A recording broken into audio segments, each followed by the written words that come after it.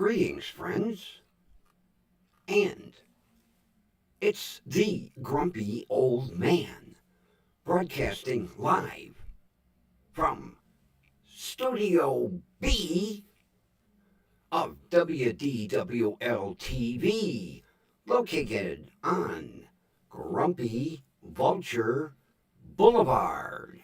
Yeah, and no Vulture again today. He's still locked out of the studio. Now, remember I mentioned my buddy was sending me a surprise? A surprise nano. Now,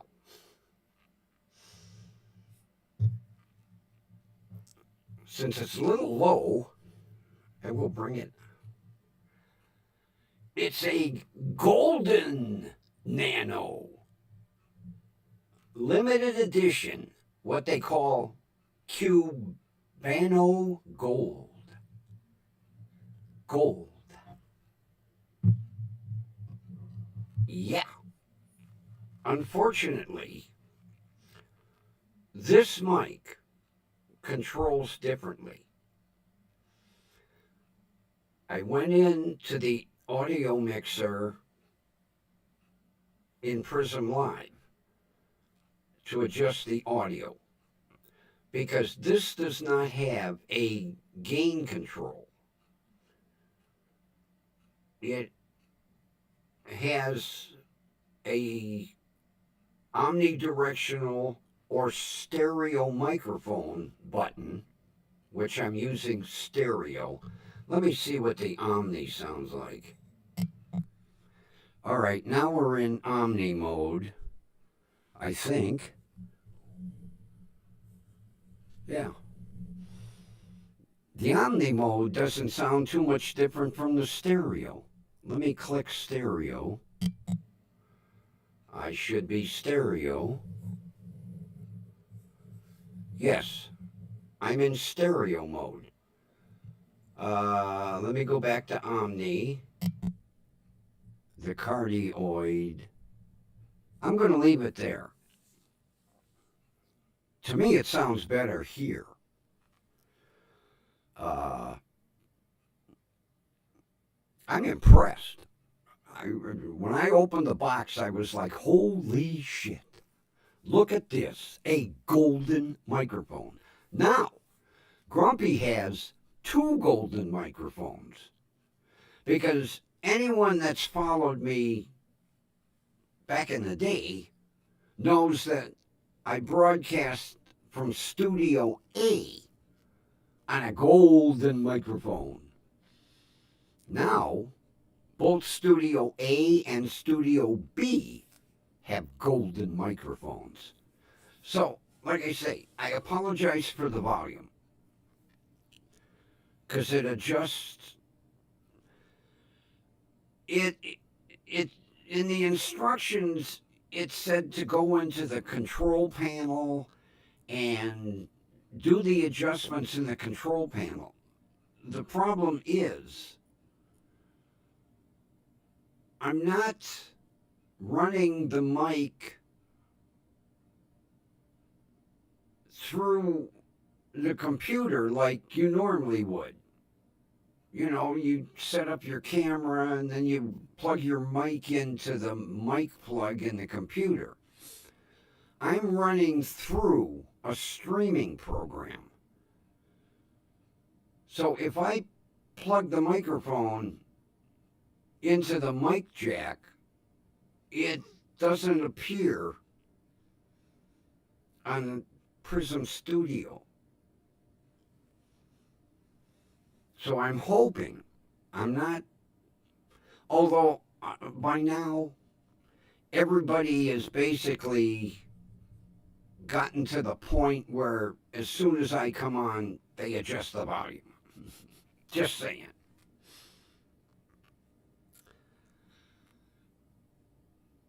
As everybody knows, I tend to get off track. I go off in this direction, and then suddenly I take a turn in this direction.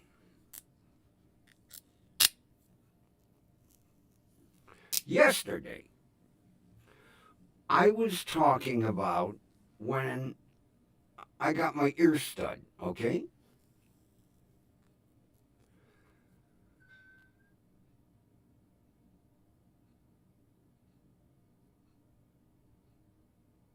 I didn't finish the story.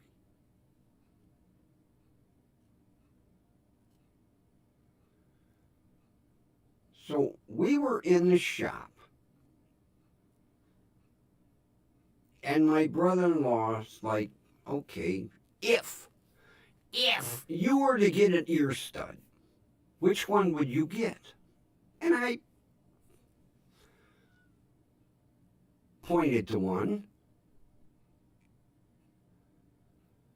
Well, next thing I know,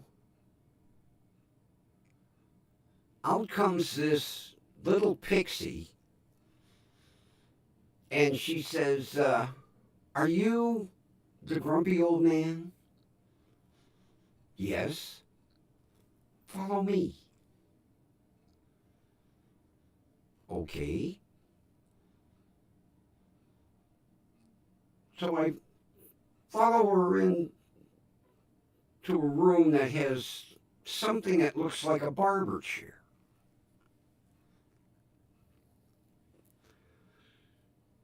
She says, have a seat. Okay. I said, can I ask why I'm having a seat? She said, you're getting an ear stud, right? Me? I said, no. My brother-in-law, who's standing out at the counter within my peripheral vision, has got this shit-eating grin on his face and shaking his head. I was like, oh, you shanghaied me. I said, okay. So she says, which ear? And my brother-in-law's, he's pointing.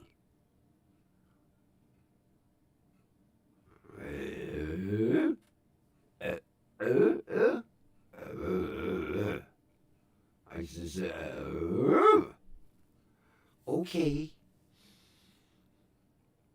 She says, I'm going to clean your earlobe with antiseptic first. And then she says, it may sting. I'm going to use some alcohol.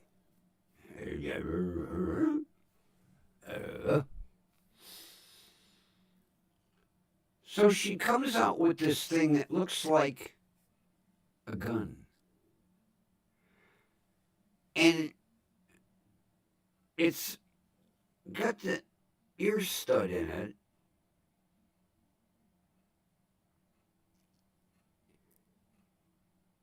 And it's got a U. So it goes in front and in back of the earlobe. And then she squeezes it together. And she says, now, don't move. And she pulls the fucking trigger, and it shoots this stud into my ear like a gunshot. No anesthetic, nothing. And then she puts the back on the stud. And she hands me this bottle of antiseptic and says, several times a day for the next week. Make sure you. And for the first 48 hours, don't remove the stud.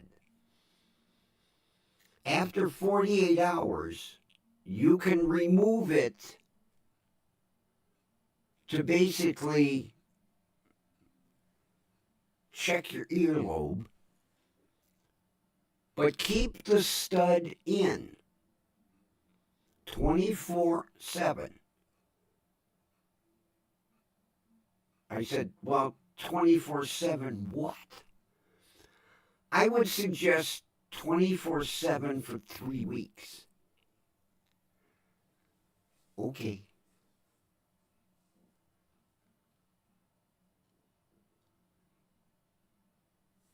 So I have my little bag with my bottle of antiseptic.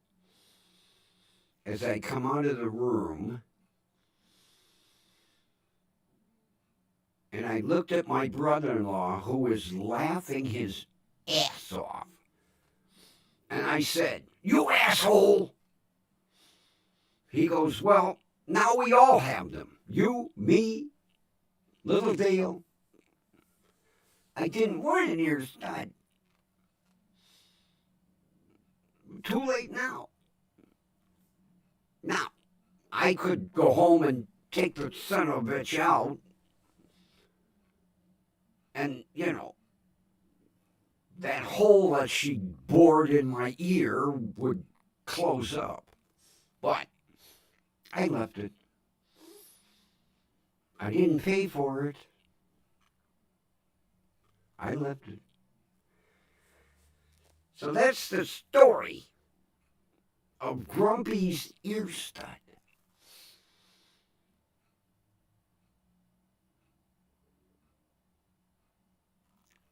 And over the years, I've accepted it.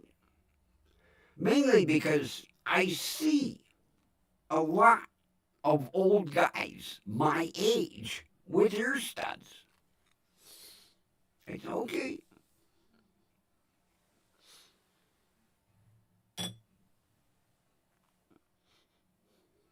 I didn't pay for it.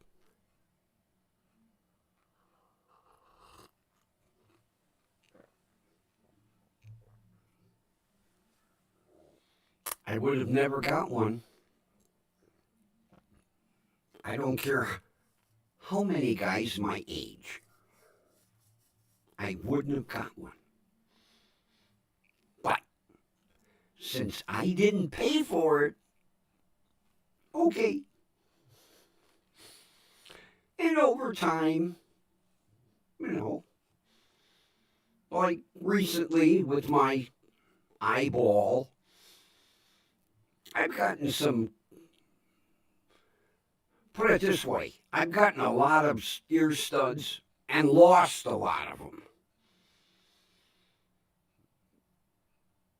Because some of them I didn't put the backing on right, and but that's Grumpy's ear stud story. Now,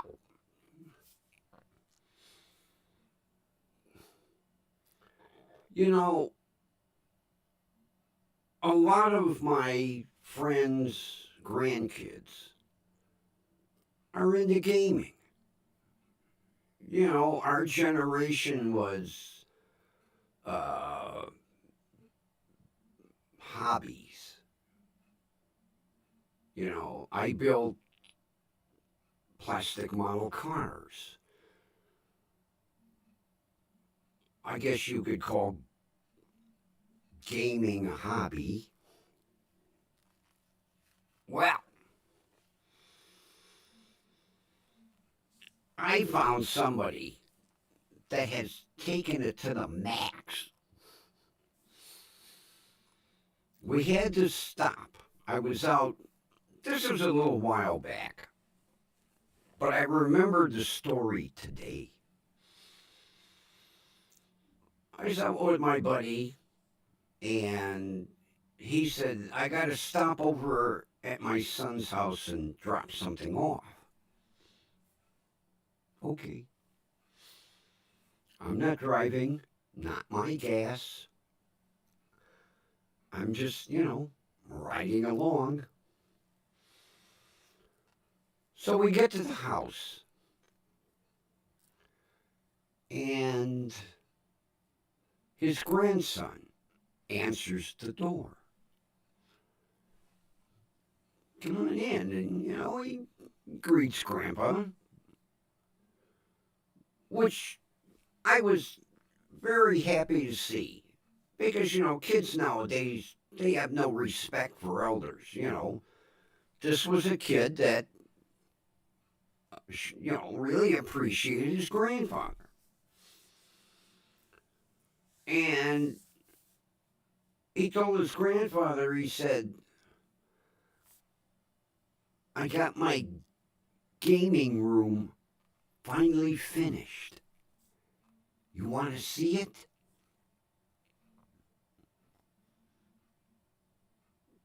So my buddy's like, yeah. Because my buddy is, this kid started at age 12 with a part-time job. He'd cut lawns, he'd rake leaves, he'd shovel snow. And this kid saved every frickin' penny he ever earned.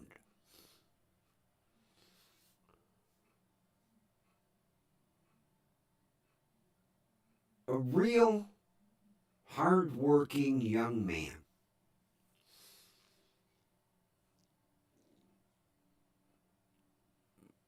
Well, he's into gaming.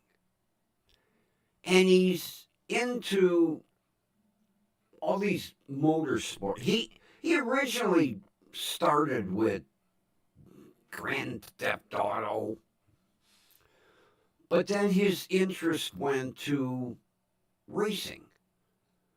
And basically, he's got games for IMSA races and NASCAR and Formula One. So we go downstairs and we walk into his gaming room that his father let him build because he paid for the material.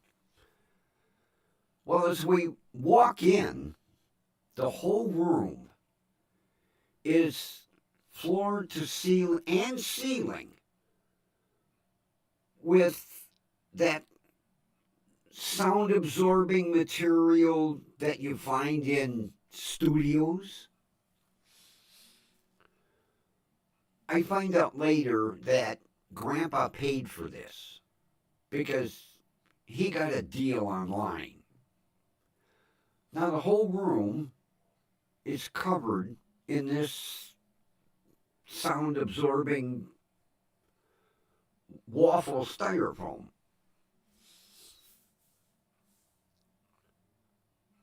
Or foam, not styrofoam, foam, soft foam. And then, in the middle of the room, I see this simulator that probably could easily match the racing simulators that the NASCAR drivers use. He had this neat gaming chair that looked like it was basically out of a Ferrari, and it had a steering wheel and paddle shifters. It had an option for stick shift for when he does NASCAR. Brake, clutch, accelerator, and 3 monitors. Now, these monitors had to be, and they were curved, had to be like 40 inches. He had 3 of them. Almost like a frickin' flight simulator.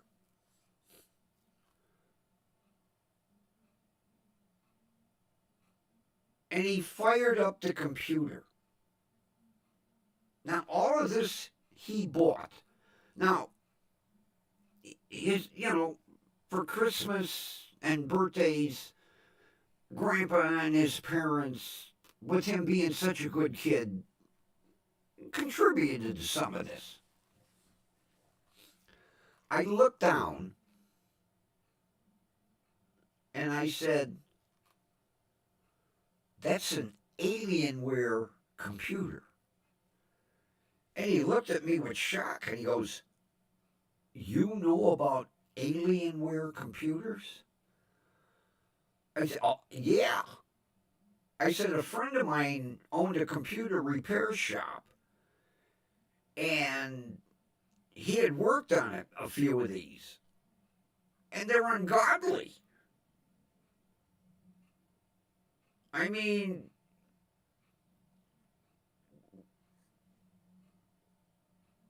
a gazillion gigabytes memory, Godzilla-sized hard drives.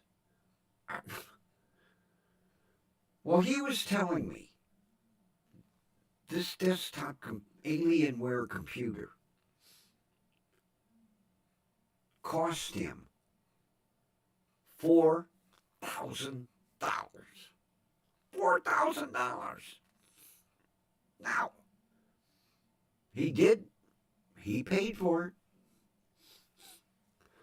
$4,000 for this desktop. Plus, he had a $1,500 sound system to go with this setup.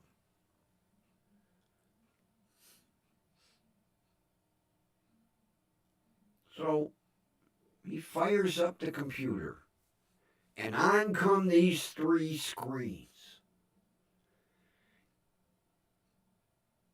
And I'll tell you what, the only thing that was missing from his Formula One game was the smell of the exhaust. Unbelievable. When he fired that thing up, and he was sitting there revving the engine,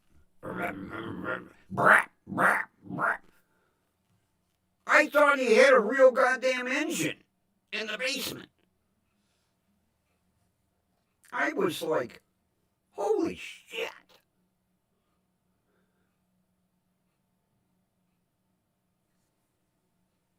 And he started to play. And he's paddle shifting. And you hear the train.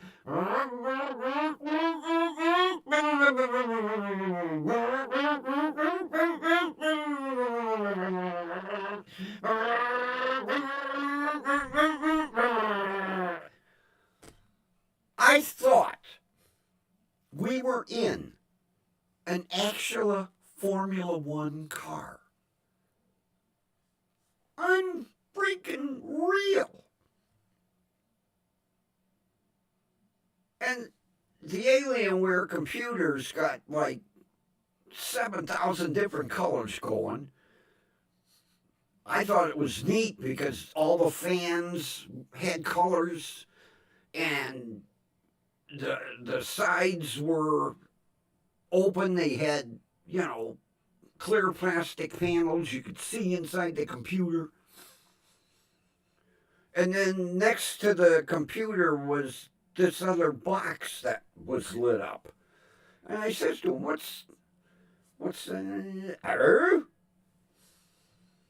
It was the liquid cooling for his Alienware computer. This box actually was like a little refrigerator to cool the processor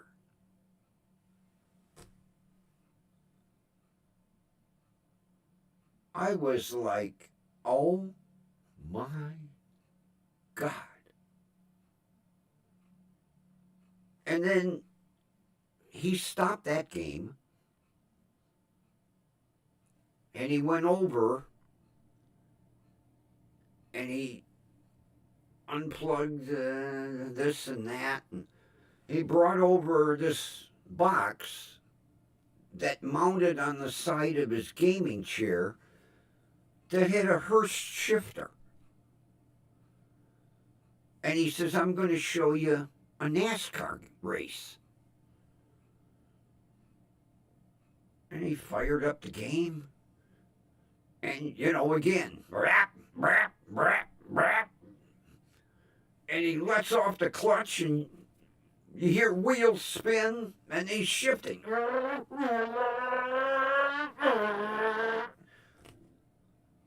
I was like, oh my God. I wanted to play this. Even better, I wanted it. I have never seen a setup like this in my life. Now I have an idea what a driving simulator looks like in a NASCAR garage, because they all have them. But what fascinated me was the 3 screens. Because like when he was doing the NASCAR game, in this screen is the track, and over here on this side is the grandstands, and over here is the other lane, and there was cars, passing him. He'd pass one and pass another and go past the grandstands. I was amazed.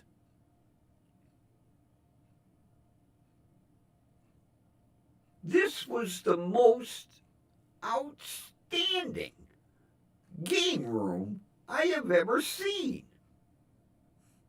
I had no idea that they made this kind of stuff. I didn't bother to ask how much the gaming chair was. But you strap in with a 5-point harness, and as you're, driving along, the chair is moving.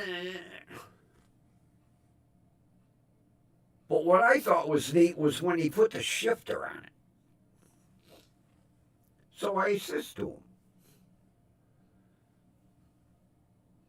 you drive stick on your game. Is your car a manual? Oh, yeah. Ooh, Yes.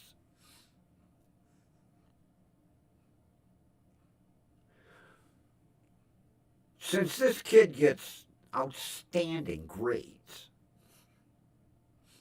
when he got his driver's license, his father said, your mother and I are going to get you a car. What do you want? And I forget what he's got, but he specifically wanted a manual transmission. Now here's a kid after my own heart. And he taught himself to drive manual. When they got in the car, his father had to drive it home because he didn't know how to drive stick. But he taught himself. I can't remember what it is. I want to say a Kia Stinger, but I'm not positive. But yep, he wanted a manual. And the thing that amazed me, coming from an 18-year-old kid bitching about the auto manufacturers not making cars with manual transmissions anymore. So I told him, I said, that's why my neighbors laugh at me, because I have two shitbox vehicles, and they're both manuals, and I refuse to drive an automatic. If one of these vehicles goes down, the grumpy old man will search for another manual transmission vehicle. Because I don't want no automatic. Oh no. First of all, I love driving a stick. And second of all, driving a manual keeps you totally engaged. When you got an automatic, you shift it into drive and you're like this.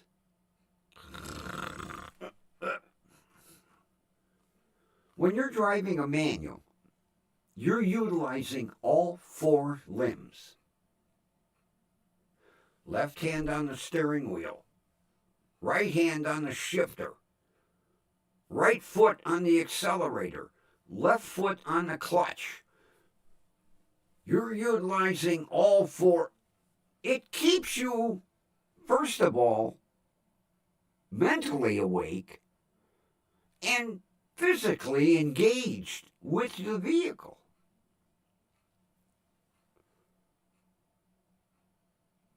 I could not stand to drive an automatic again. I've always had a manual, always.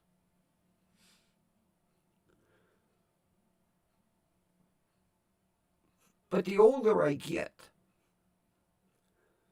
the more I appreciate a manual transmission vehicle. I don't want anything else. I don't want no automatic. Now, you know, if somebody pulled up in, a brand new Rolls Royce, I think I'd settle. I'd like, oh, okay. Especially that, God, I did. The Culinard or something. The Rolls SUV. I want one of them. I'd settle, do I have to? Okay. Thank you. They don't come in stick. All right, I'll take it. But I'd still have a manual somewhere. Yeah. Well, the gold microphone, which seems to have dropped out of sight, it was up here. I don't know. It was up there. Why is it? Did I forget to tighten something? No. I don't know why it dropped out of sight. It was like this. Now it's like that. It's sinking.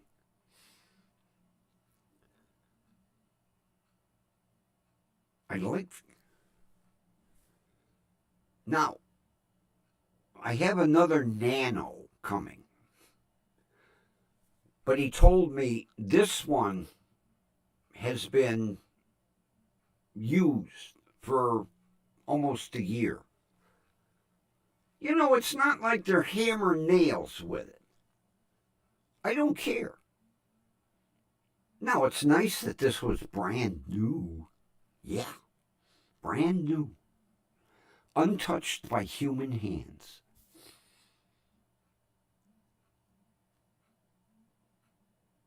But just because the other one was, used in testing, I don't care. It works. Fully tested before he sent it to me, and fully sanitized. Not that I'm a germaphobe or anything, but... Oh, I saw something today. Where did I put it? Where did I put it? It was so interesting, I said I got... Where did I put it? Oh, here we go.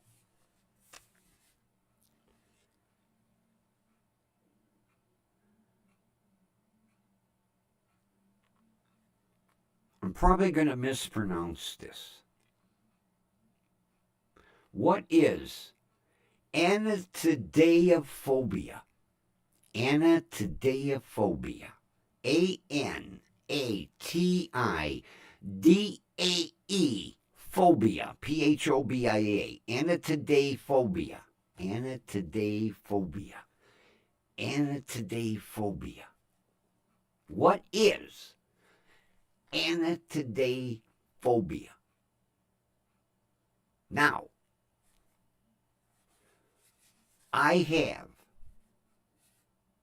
trypanophobia. Trypanophobia is the fear of needles. I've had it since I was 6. Before they even assigned a name to it. Trypanophobia. Fear of needles. Nice thing to have when you're going through chemo. Yeah. Trypanophobia. This is anatidaephobia. Anatidaephobia. What is anatidaephobia? I'll give you,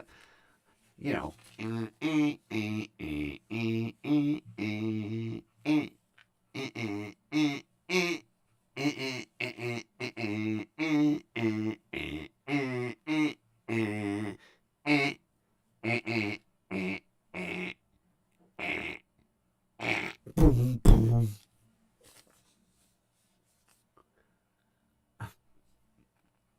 You're going to love this.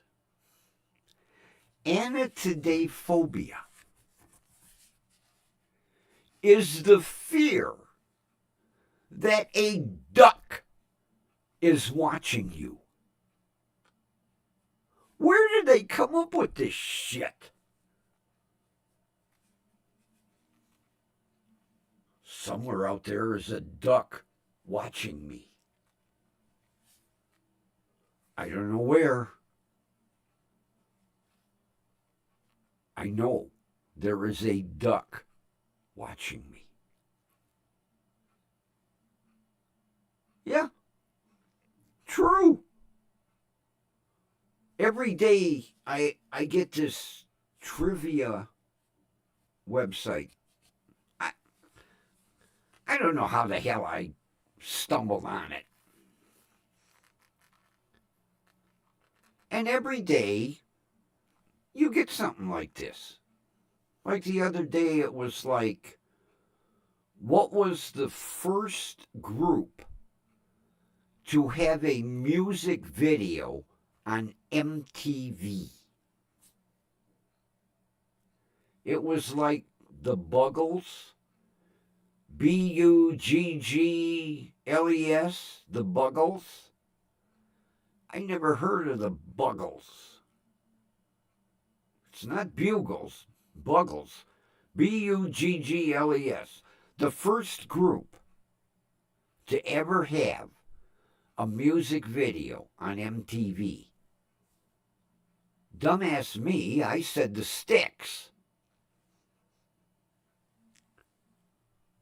Buggles. That was yesterday's.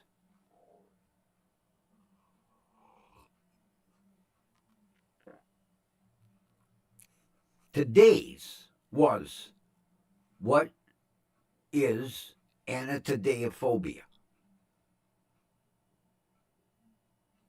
Me, I guess the fear of insects.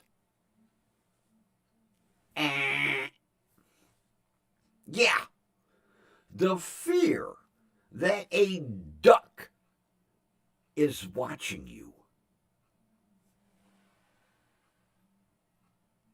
Somewhere out there is a duck watching me.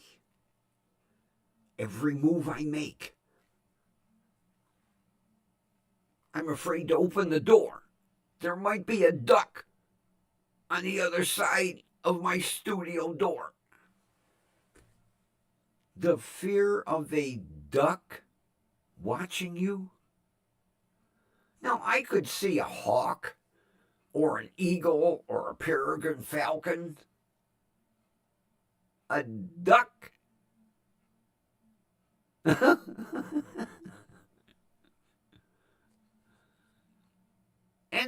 then for it to be listed as a true phobia in medical dictionary. I looked it up. I couldn't believe it. I said, today, they're pulling Grumpy's leg. No. True. The fear that a duck is watching you.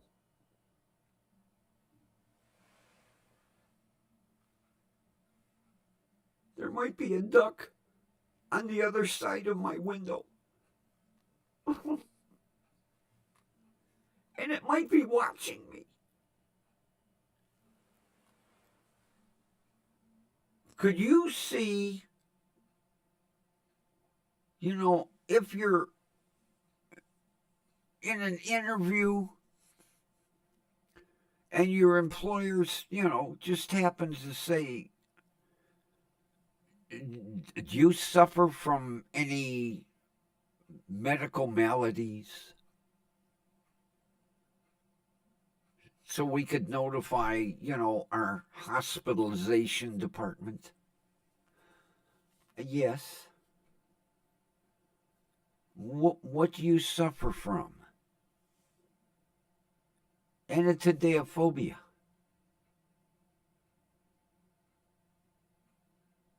Anatidaephobia. What, pray tell, is anatidaephobia? It's the fear that a duck is watching me.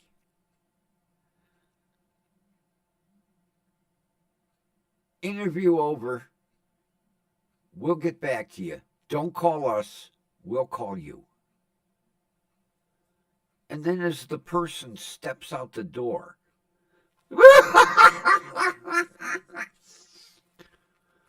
where did they come up with this shit? Now, mine is a real fear. There's like millions of people around the world that have trypanophobia. How many people have a fear of a duck watching them?